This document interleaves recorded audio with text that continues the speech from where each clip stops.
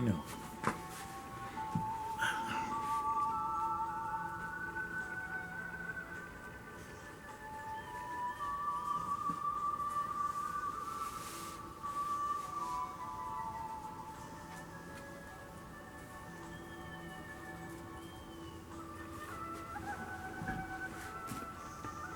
Aí, paz e graça, boa noite a todos. Vamos ver se está aqui no YouTube também. Ok. Só para confirmar aí se estava ligada no canal do YouTube através da nossa live. Sexta-feira, 1º de novembro, e o tempo chovendo, né? Chove lá fora, o clima parece de inverno, né? E hoje estava pensando sobre uma mensagem, né? Tem umas datas aí que nós estamos vivendo no momento, são datas ou de memorização, ou comemoração, ou em memória, né? Ontem foi o dia que os luteranos, os protestantes lembram, né, dos 502 anos do luteranismo, da reforma, né? E hoje, por outras pessoas que também são cristãs, que é o dia de Todos os Santos, são datas, né? Amanhã é dia dos finados, e os dias uns após os outros vão passando, e são datas memorativas de fatos acontecidos, de narrativas do passado, de coisas que outras pessoas já viveram, e umas estão partindo na sua fé, na convicção de estar com Cristo. Essa é a certeza daquele que confessa a fé em Cristo, que quem morre nesta vida renasce em Cristo. Somente uma passagem, né? Nós estamos aqui como passageiros neste universo, nesse mundo. Então, o que a gente pode falar sobre esse aspecto? Eu trago uma mensagem hoje sobre um ato de humildade e de uma parábola de ensino de Cristo, do momento que ele está junto com os apóstolos. Em João 13 fala sobre esse assunto, que é o lavar os pés dos apóstolos. E nós temos aí numa referência do judaísmo, do hábito do ósculo santo, que é o beijar a face, né, entre homens, que é uma atitude de respeito e cordialidade. Nós temos o sentido de lavar as mãos antes das refeições, e também de lavar os pés quando entra na casa de um judeu. São coisas tradicionais e culturais de um povo.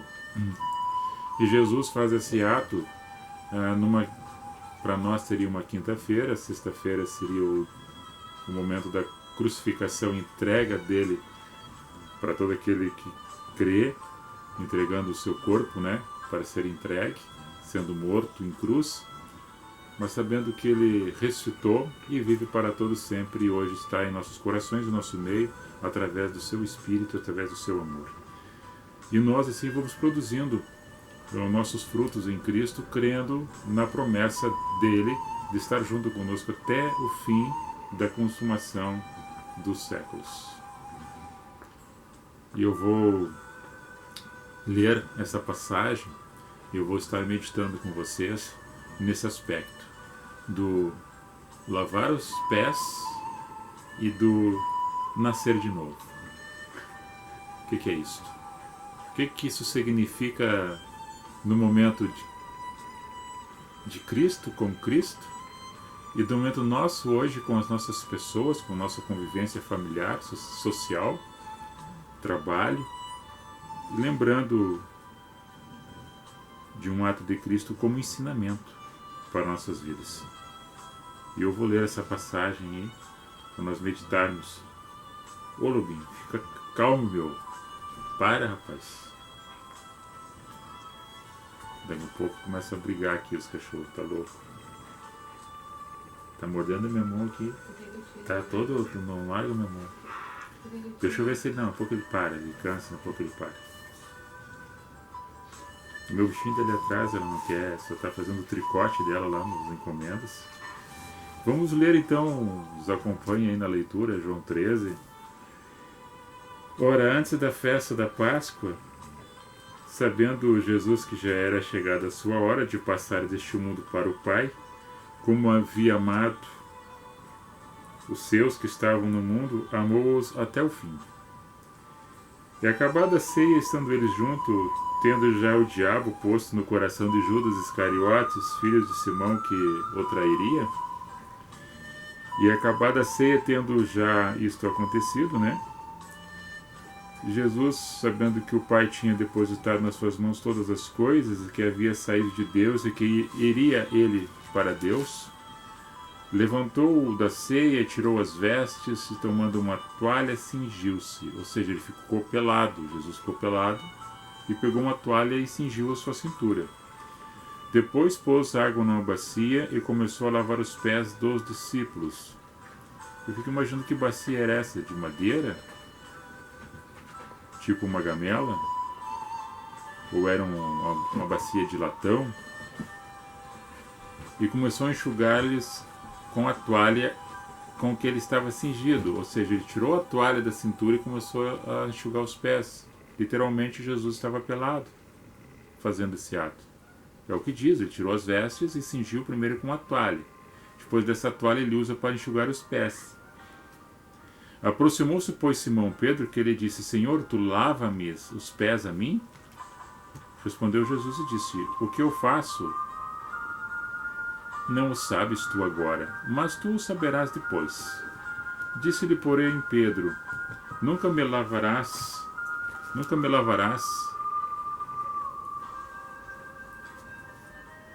os pés. Respondeu-lhe Jesus: Se eu não te lavar, não tens parte comigo.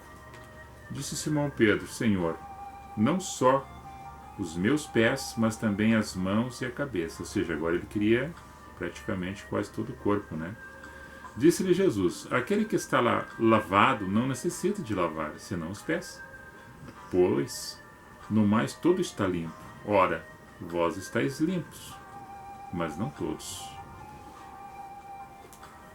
Esse ato de uma parábola física que Jesus está fazendo, mencionado aqui nesse Evangelho, sobre lavar os pés, em João 13, lemos até esse versículo, depois essa passagem continua. Se você quiser meditar, depois pode pegar a sua Bíblia e continuar lendo.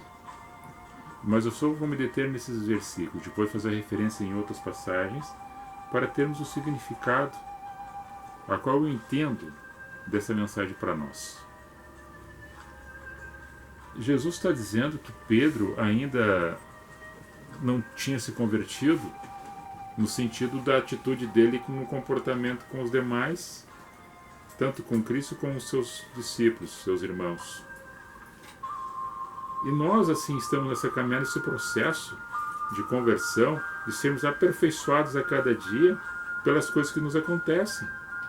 Porque nós, como vaso e como barro na mão do oleiro, nós somos amoldoados em constante movimento pelas coisas que nos cercam, pelo aquilo que nós enfrentamos, pelos desafios que nós passamos e pelas quedas que nos acontecem. Nós somos quebrados, moídos e moldados constantemente. Então não existe um ser perfeito, nós como humanos, sendo na face da Terra. A perfeição é depois dessa passagem, quando num corpo ressurreto em Cristo, nós encontrarmos no seio de Abraão, que seria junto com Deus, Pai, Filho e Espírito Santo, de ser essa criatura renovada, ressurreta, crendo nessa promessa. Mas enquanto isto, Jesus está dizendo para Pedro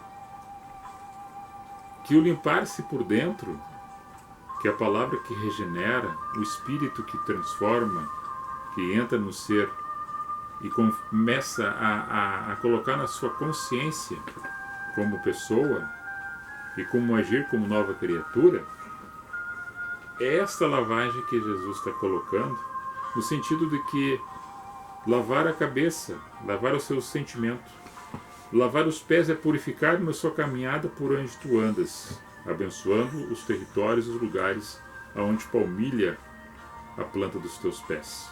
Que seja abençoada a terra, a casa, onde tu fores. E no sentido literal, mais precisamente o que Jesus está dizendo, é que em cada momento da nossa vida nós deveríamos ser regenerados e lavados constantemente.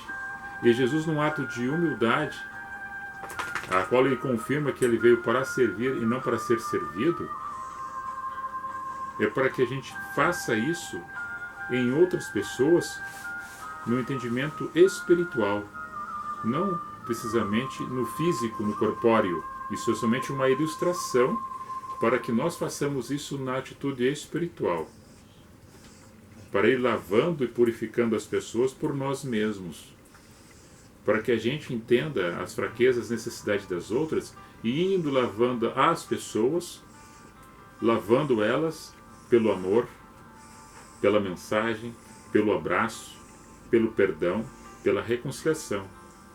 E as pessoas são lavadas no momento que se sentem amadas, protegidas, lembradas, perdoadas quando... Porque todos nós erramos e pecamos. Não existe ninguém que é santo. Não. E aí nós podemos ter uma mensagem que Paulo fala também a Timóteo, que é uma recomendação que ele fala a Timóteo, que é um pastor, que ele está ensinando esse menino a cuidar de comunidades, e cuidar de pessoas, de famílias, recomendando ele para que tivesse um testemunho de boas obras, como criar seus filhos, como ser hospitaleiro, lavar os pés das pessoas mais santas que tivesse na comunidade, as pessoas que se demonstrassem com caridade, socorrer os aflitos e prestar a boa obra. Então Paulo está ensinando também a Timóteo para ter essa atitude de humildade, como pastor, como líder, como responsável por uma comunidade. Aconteceu antes, acontece hoje e vai continuar acontecendo. Então e Pedro, que está naquele ato ali, ele tem alguns picos de comportamento, que às vezes ele pensa de uma forma e age de uma outra, ele diz que vai fazer, daqui a pouco ele recua. A questão do negar Jesus, né? Ele diz que estaria com Cristo em todos os momentos, em qualquer ocasião. E Jesus testifica para ele que naquela mesma noite ele negaria ele 3 vezes antes que o galo cantasse. E aconteceu. Ele negou a Cristo por 3 vezes, depois quando o galo canta, ele lembra do que Jesus tinha dito. Então todos esses momentos, Cristo está anunciando o que vai acontecer e já sabendo do comportamento dele na existência de Pedro, assim como sabe de nós.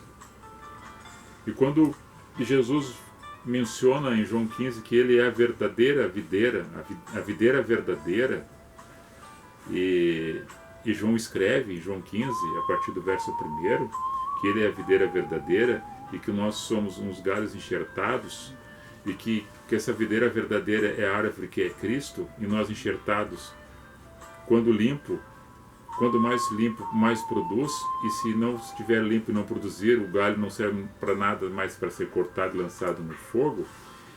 E ele testifica dizendo que nós somos limpos pela palavra que já foi anunciada.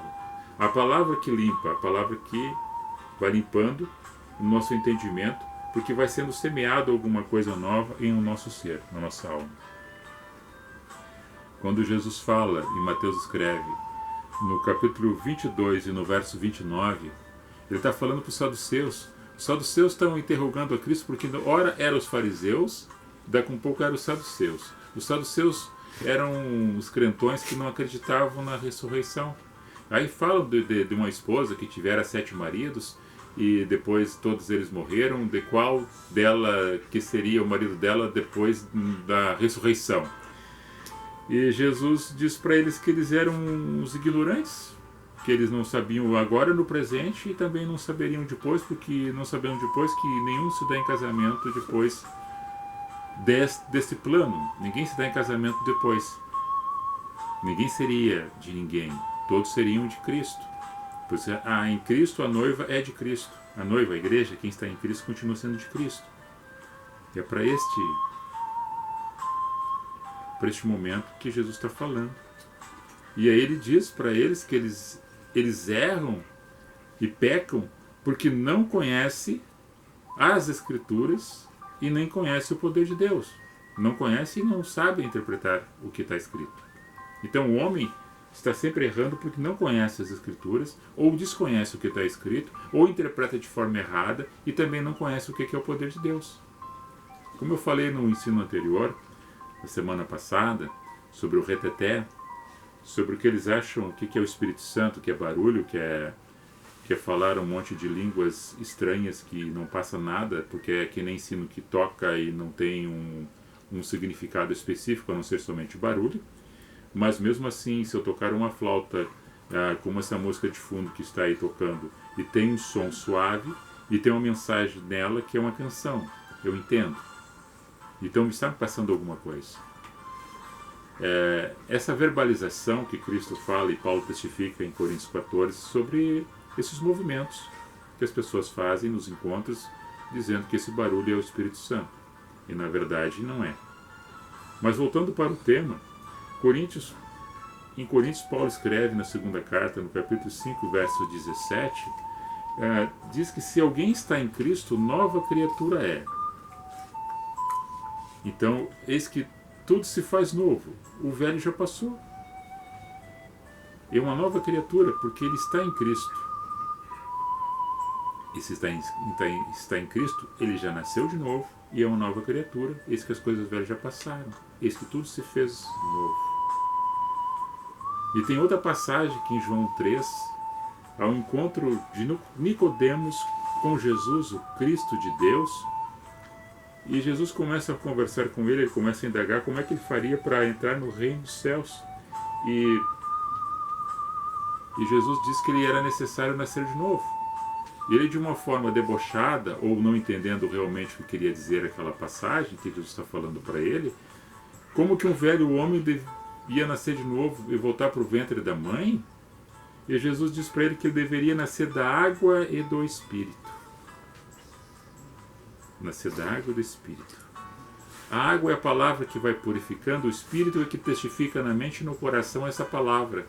Porque daí ele renasce de novo pela água, que é a palavra, e pelo Espírito Santo que testifica essa palavra, dizendo: eu sou um pecador, eu reconheço as minhas misérias e quero estar em Cristo como nova criatura. São essas mensagens que falam para nós sobre o lava-pés, sobre o nascer de novo, a humildade, o reconhecer que estar nas mãos de Jesus, que Ele toca e vai te lavando, que ali é uma metáfora, é uma parábola que Jesus está fazendo de um ato, de uma mensagem escrita para eles que tivessem o discernimento e que nós hoje compreendêssemos ela. É como na mensagem da cruz, que Isaías vê lá no capítulo 53, que ia vendo alguém que estava subindo para o matadouro, levando sobre si nossas enfermidades, nossas dores, nossos pecados, nossas culpas, como sofrido de dores, reputado e aflito, e a qual olhava para ele, nós não víamos formosura nenhuma, mas como ovelha muda e estava indo para o sacrifício, fazendo uma mensagem e uma menção 660 anos aproximadamente antes desse ato acontecer na vida de Jesus, o Cristo de Deus, indo para o Calvário. E quando ele está indo para o Calvário levando a cruz, é uma simbologia física, uma metáfora, uma parábola viva na existência das pessoas naquele momento, para que relembrasse o que o profeta tinha dito. Para que tocasse no coração, no sentimento daquelas pessoas, que o que tinha sido escrito estava se cumprindo na vida de Jesus. Como hoje, em nossos caminhos, em nossas andanças, em nossos encontros ou desencontros, em nossos sabores ou dissabores, nas nossas dificuldades e nas nossas vitórias, que Jesus está sempre lavando os nossos pés. E lavando a nossa mente e lavando o nosso coração. E que a gente possa entender isso, fazendo isso em atitude para com todas as outras pessoas, daquilo que a gente pode fazer, executar, fazer o bem. Tem muitas pessoas que não entendem, não têm essa percepção. Porque é mais fácil para muitos ficar na bagunça, no barulho e no reteté, e não entender a mensagem da cruz, como ela é feita, anunciada no Evangelho de Cristo, dentro da sua singularidade, dentro da sua simplicidade, dentro da sua humildade, como sempre foi e sempre será. Os homens que na sua história de vivência, que mudam a sua maneira de cultuar e de reverenciar, levando mais para o lado da carne e do humano do que a parte espiritual, que é a mensagem da cruz e do Evangelho, de Deus para os nossos corações. Essa era a mensagem de hoje, uma mensagem curta, simplória, para que todos nós possamos compreendê-la de uma melhor forma. Vou abrir um parênteses aqui do anúncio que já fizemos ali na Câmara de Vereadores sobre as comunidades das famílias cristãs ou não cristãs, famílias que confessam fé ou que não confessam fé, as pessoas que acreditam em alguma coisa ou que não acreditam, as pessoas que são ateus, mas que querem viver em decência, em ordem e em paz, para que se mobilizem e digam não às drogas, para que assinem o abaixo-assinado ou procurem no site e façam a sua inscrição dizendo não às drogas. Basta de porcaria, basta de destruição de famílias, basta de coisas que estragam o comportamento da sociedade. Nós já temos bastante coisas para se preocupar. Então nós temos que ir contra a esse tipo de comportamento que destrói as famílias, que matam as pessoas. Não vamos dar oportunidade para essas coisas ruins, que já bastam aquelas que já existem. Então, não precisa somente você ser cristão ou crer em Deus, embora que a gente fale para que você creia. Mas ninguém faz isso por força nem por violência. É por ação do Espírito Santo que vai convencê-lo a crer. Mas sabemos que ainda tem um coração voltado para o bem, mesmo não confessando a Cristo, e mesmo sendo ateu, que tem esse momento de reflexão e ajunte-se a nós. E assine esse abaixo-assinado, dizendo não às drogas. Nós não queremos drogas na sociedade, na família, muito menos com os nossos filhos. Então diga não às drogas. Essa era a mensagem de hoje. Vou deixar aqui um beijo no coração de cada um. Que tenhamos assim um abençoado final de semana. Nossas considerações a todas as pessoas, nossos amigos, as pessoas que nos conhecem, aquelas que não nos conhecem, para que tenham muita paz e amor na sua caminhada. Vou ler o nome das pessoas que estão ali nos acompanhando.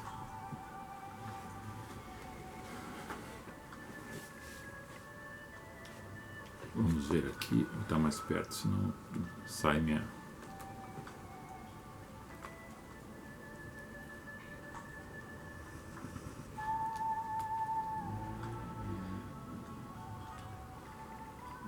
Beth Carniel, Bruna Eberhardt, Elaine Schwarzhaupt, Mayara Angel, Elaine, boa noite prima, Wilson Menger,